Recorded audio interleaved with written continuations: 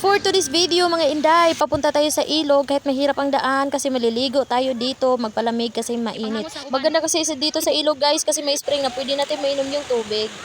Habang nagbibideo ako, nagprepare naman yung kasama ko para magsaing na po ng kanin guys. Prepare ako dito na pwedeng liguan ng mga bata para hindi sila maanod. Medyo malakas po dito sa ilog namin. At di nawawala yung baon naming Youngstown para kapag may nagutom na pwede nang kumain. Tuyo at saka suka para sa asawa namin ngayon sa inihaw. Ayan, nag-prepare na po ako para sa iihawin nating isda na tulingan po yata yan guys. Iwan ko kung anong tawag sa inyo niyan na isda guys. Kaya ayan. So, let's ihaw-ihaw time! At dahil naluto na yung kanin at isda guys, kaya nagpliting-pliting na po ako dyan sa bato kasi wala tayong dalang mga pinggan at iba pang mga gamit.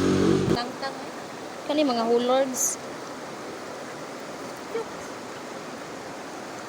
Kaya binuhos ko na rin po yung sardinas para kumain na. Let's budol-budol fight. Thank you for watching guys. Bye-bye. I love you.